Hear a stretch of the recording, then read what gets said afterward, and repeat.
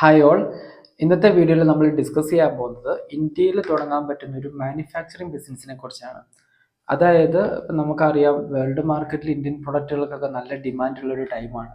പിന്നെ എക്സ്പെഷ്യലി നമ്മൾ കേരളത്തിലുള്ളവർക്ക് എക്സ്പോർട്ടിങ്ങിന് ഒരുപാട് പോസിബിലിറ്റീസ് ഇപ്പോൾ ഉണ്ട്. നമ്മുടെ വിഴിഞ്ഞം പോർട്ടൊക്കെ വരുന്നതുകൊണ്ട് നിങ്ങൾക്ക് എല്ലാവർക്കും അറിയായിരിക്കും.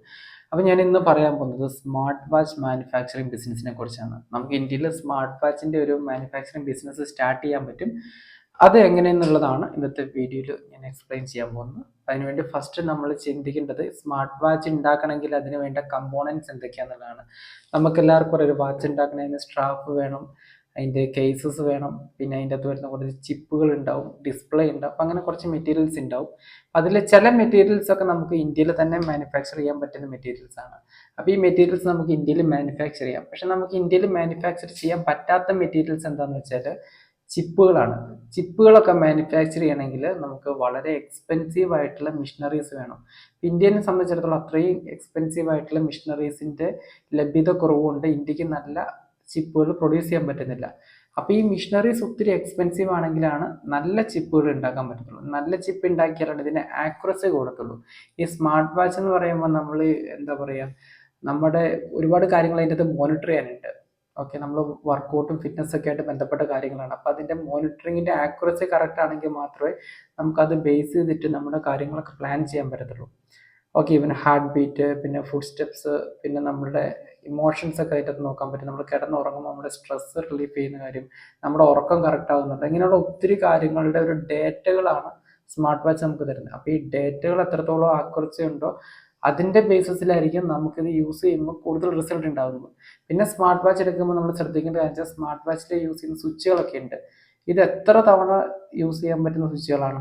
ഈവൻ 10,000 ക്ലിക്കിന് പറ്റുന്ന സ്വിച്ചുകളുണ്ട്, 1,00,000 ക്ലിക്കിന് പറ്റുന്ന സ്വിച്ചുകളുണ്ട്. അതുപോലെ തന്നെ നമ്മൾ ഇതിൽ യൂസ് ചെയ്യുന്ന കേസുകൾ എന്ന് വെച്ചാൽ നമുക്കൊരു എത്ര ഹൈറ്റിൽ നിന്ന് താഴെ വീണാൽ ഡാമേജ് വരാത്ത ടൈപ്പ് കേസ് ആയിരിക്കണം നമ്മൾ യൂസ് ചെയ്യുന്നത്. ചില കേസുകളൊക്കെ എന്ന് വെച്ചാൽ കുറച്ച് ഒരു മീറ്റർ ഉയരത്തിന് താഴത്തേക്ക് ഇട്ട ഡാമേജ് വരും, ചില കേസിന് ആ ഡാമേജ് വരില്ല. അപ്പോൾ അത് ക്വാളിറ്റി വരും. പിന്നെ സ്ട്രാപ്പ് തന്നെ പല ഡിഫറെൻറ്റ് മോഡൽസ് ഉണ്ട്. അത് ഏതായിരിക്കും ബെസ്റ്റ്, ഏറ്റവും കൂടുതൽ ലോങ് ലാസ്റ്റ് ചെയ്യുന്നത്, അല്ലെങ്കിൽ കയ്യിലിടുമ്പോൾ ഏറ്റവും കൂടുതൽ കംഫർട്ടബിൾ ആയിട്ടുള്ള, ഏറ്റവും ലുക്കിംഗ് ഉള്ള കേസ്. അപ്പോൾ ഇങ്ങനെയുള്ള കുറേ കാര്യങ്ങൾ നമുക്ക് ശരിക്കും ഒന്ന് പ്ലാൻ ചെയ്യാൻ പറ്റി കഴിഞ്ഞാൽ നമുക്ക് സ്മാർട്ട് വാച്ച് മാനുഫാക്ചറിങ് ബിസിനസ് തുടങ്ങാം. For example boat, noise play, അതുപോലെ തന്നെ ഫയർ ബോൾട്ട്, ഇങ്ങനെയുള്ള ഒരുപാട് സ്മാർട്ട് വാച്ച് കമ്പനികൾ ഇപ്പം നാട്ടിലുണ്ട്. ഇന്ത്യ സ്മാർട്ട് വാച്ചിന് പറ്റിയൊരു പ്ലേസ് ആണ്. അപ്പം അതിനൊരു കാരണം എന്താണെന്ന് വെച്ചാൽ ഇന്ത്യയിൽ സ്മാർട്ട് വാച്ച് ഉപയോഗിക്കുന്ന ആളുകളുടെ എണ്ണം കൂടി വരുവാണ്. കാരണം ഇന്ത്യ എന്ന് പറയുമ്പോൾ നമുക്ക് എല്ലാവർക്കും അറിയാം, 140 കോടി ജനങ്ങളുള്ള ലോകത്തിലെ ഏറ്റവും വലിയ കൺസ്യൂമർ കൺട്രിയാണ് ഇന്ത്യ. അപ്പോൾ ഇന്ത്യയിലെ ഒരു പർച്ചേസിങ് പവറും വളരെ കൂടി വരുന്നുണ്ട്. പണ്ടൊക്കെ എന്ന് വെച്ചാൽ ഇന്ത്യയിൽ തീരെ പാവപ്പെട്ട ആളുകളായിരുന്നു കൂടുതൽ. ഇപ്പോൾ ആ പാവപ്പെട്ട ആളുകളിൽ നിന്നൊരു മിഡിൽ ക്ലാസ് കാറ്റഗറിയിലേക്ക് ഇന്ത്യയിലെ ആളുകൾ മാറി കഴിഞ്ഞിരിക്കുന്നു. അപ്പം അതുകൊണ്ടുള്ള അഡ്വാൻറ്റേജ് എന്താണെന്ന് വെച്ചാൽ നമ്മളെപ്പോലുള്ള ബിസിനസ്സുകാർക്കാണ് ഏറ്റവും കൂടുതൽ അഡ്വാൻറ്റേജ്. കാരണം ഇവിടെ പർച്ചേസിങ് പവർ കൂടിയിട്ടുണ്ട്. അപ്പോൾ ചൈനയിൽ നിന്നൊക്കെ നല്ല പ്രൊഡക്റ്റ് ഇവിടേക്ക് ഇമ്പോർട്ട് ചെയ്തിട്ട് കറക്റ്റായിട്ട് ഡെലിവറി ചെയ്യാൻ പറ്റിക്കഴിഞ്ഞാൽ ഇവിടെ നമുക്കൊരു വലിയ ബിസിനസ് സാധ്യതയുണ്ട്. അപ്പം നമ്മളിപ്പോൾ ഒരു ചൈനയിൽ നിന്ന് വാച്ചോ അല്ലെങ്കിൽ ഇലക്ട്രോണിക് പ്രൊഡക്റ്റുകളൊക്കെ ഇമ്പോർട്ട് ചെയ്യുമ്പോൾ അപ്പം അതിന് ടാക്സ് കാര്യങ്ങളൊക്കെ കൂടുതൽ വരും. അതിന് ടാക്സ് കട്ട് ചെയ്യാനും മെയ്ഡ് ഇൻ ഇന്ത്യയുടെ പ്രൊഡക്റ്റ് ആക്കുന്നതിനും വേണ്ടിയിട്ട് ഇന്ത്യയിൽ നമുക്ക് പ്രൊഡക്റ്റുകൾ അസംബിൾ ചെയ്യാൻ പറ്റും. അപ്പോൾ അതിന് വേണ്ട കുറച്ച് റോ മെറ്റീരിയൽസ് നമുക്ക് ഇവിടെ അവൈലബിൾ അല്ല.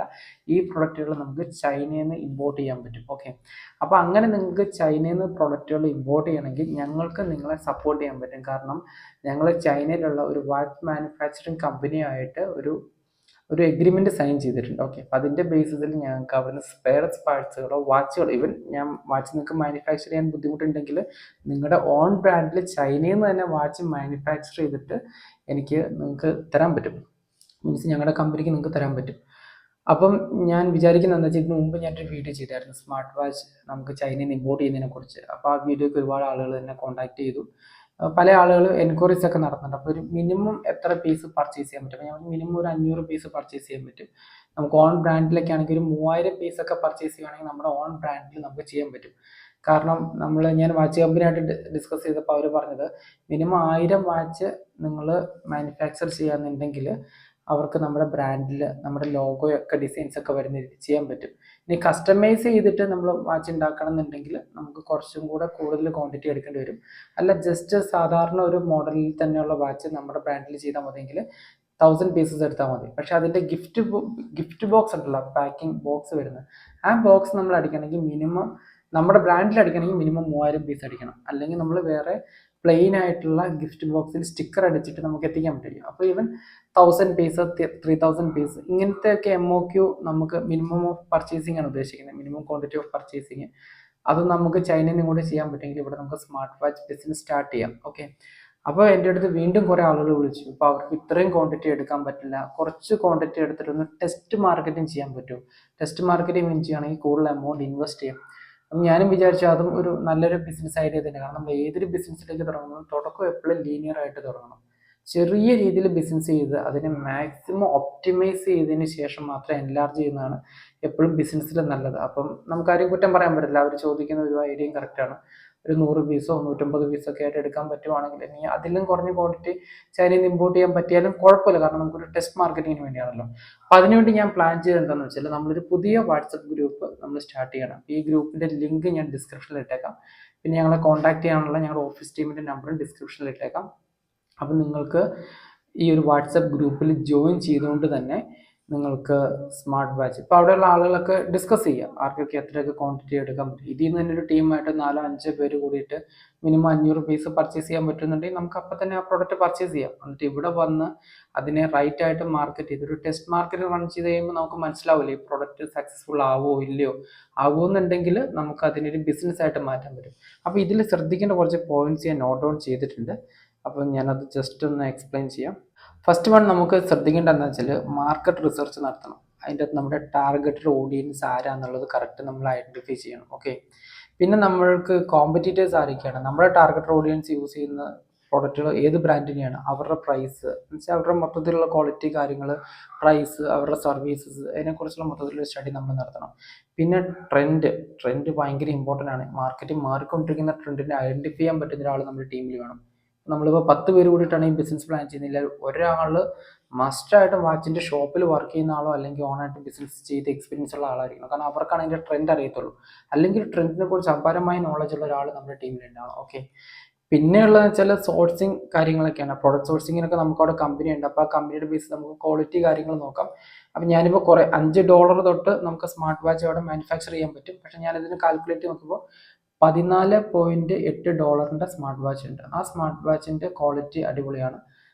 കമ്പാരിറ്റീവ്ലി നമുക്ക് ഡീൽ ചെയ്യാൻ പറ്റുന്ന ഒരു ബിസിനസ് അതാണ്. ഈ $5 തന്നെ കുഴപ്പം വെച്ചാൽ അതിൻ്റെ ചിപ്പിൻ്റെ ക്വാളിറ്റി കുറവായിരിക്കും.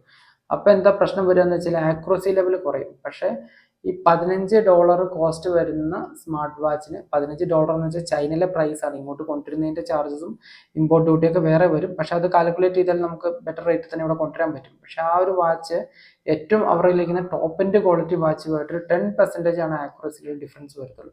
എന്നാലും നമുക്ക് കേരളത്തിലെ മാർക്കറ്റിൽ ഇറക്കാൻ ഈ ഒരു വാച്ചാണ് ഏറ്റവും നല്ലത്. ഞാൻ കുറച്ച് മാർക്കറ്റ് സ്റ്റഡി നടത്തിയെന്ന് എനിക്ക് മനസ്സിലായതാണ്.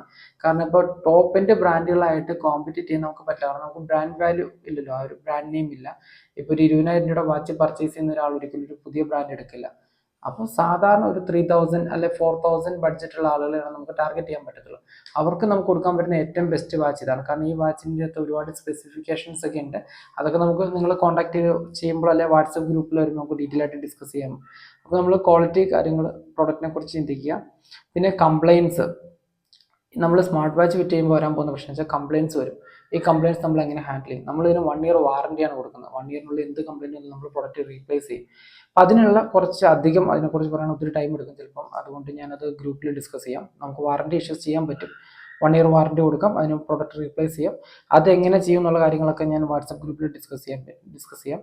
പിന്നെ നമ്മുടെ ലോജിസ്റ്റിക് കാര്യങ്ങളൊക്കെ അവിടെ നിന്ന് ഇങ്ങോട്ട് ഷിപ്പ് ചെയ്ത് കൊണ്ടുവരുന്നതിനെ കുറിച്ചുള്ള, അപ്പോൾ അത് ഞങ്ങൾക്ക് തന്നെ ചെയ്തു തരാൻ പറ്റും, no problem. We have a great team. പിന്നെയുള്ള ബ്രാൻഡിങ് ആൻഡ് മാർക്കറ്റിംഗ് സ്ട്രാറ്റജി. നമ്മൾ ഈ പ്രൊഡക്റ്റിനെ നല്ല രീതിയിൽ ബ്രാൻഡ് ചെയ്യണം. Okay, brand identity. പിന്നെ പ്രൊഡക്റ്റിനെ നമ്മൾ കറക്റ്റായിട്ട് പൊസിഷൻ ചെയ്യണം. മാർക്കറ്റ് ചാനൽസ് ഏതൊക്കെയാണെന്ന് ഫൈനലൈസ് ചെയ്യണം. നമുക്ക് സോഷ്യൽ മീഡിയ ഇൻഫ്ലുവൻസ് ചെയ്യുന്ന കുറച്ച് ആളുകളെയാണ് നമുക്ക് പിന്നെ വേണ്ടത്.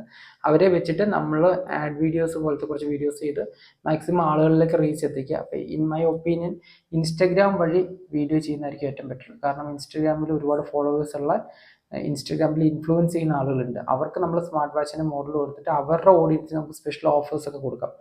അങ്ങനെ നമുക്ക് കുറച്ച് സെയിൽസ് ആദ്യം നടത്താം. കുറച്ച് ആളുകൾ നമ്മുടെ പ്രൊഡക്റ്റ് പർച്ചേസ് ചെയ്തിട്ട് ഒരു യൂസർ എക്സ്പീരിയൻസ് വരട്ടെ ആളുകൾ. അപ്പം എൻ്റെ ഒരു ആഗ്രഹം നമ്മളൊരു കോമൺ ബ്രാൻഡായിട്ട് കുറച്ച് ആളുകൾ കൂടിയിട്ടൊരു സ്റ്റാർട്ടപ്പ് എന്നുള്ള രീതിയിൽ തുടങ്ങി അതിനെ വിജയിപ്പിച്ചെടുത്തതിന് ശേഷം ഇൻഡിവിജ്വലായിട്ട് ഓരോരുത്തർ ബിസിനസ് ചെയ്യുന്നതായിരിക്കും നല്ലത്. അതെൻ്റെ ഒപ്പീനിയനാണ്. നിങ്ങൾക്ക് സ്വന്തമായിട്ടും ചെയ്യാൻ നോ പ്രോബ്ലം.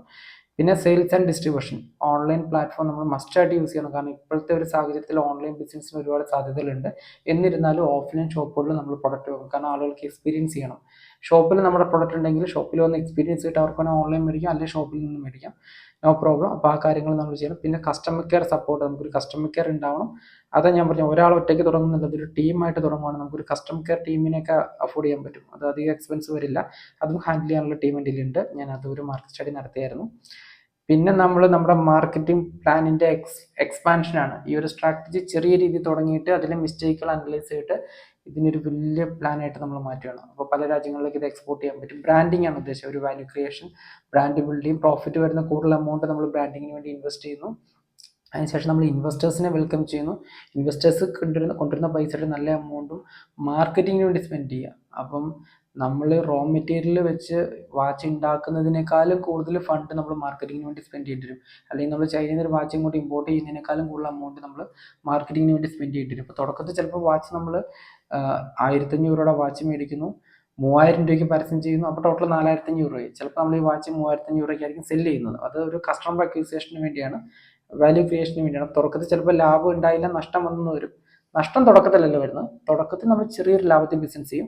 അതിനുശേഷം ഇൻവെസ്റ്റേഴ്സിനെ വെൽക്കം ചെയ്യും. ഇൻവെസ്റ്റേഴ്സ് വന്നതിന് ശേഷം നമ്മൾ നഷ്ടത്തിലും വാച്ച് സെല് ചെയ്യും. കാരണം നമുക്കൊരു ബ്രാൻഡ് അവയർനെസ് ആളുകളിലേക്ക് എത്തിക്കണമല്ലോ.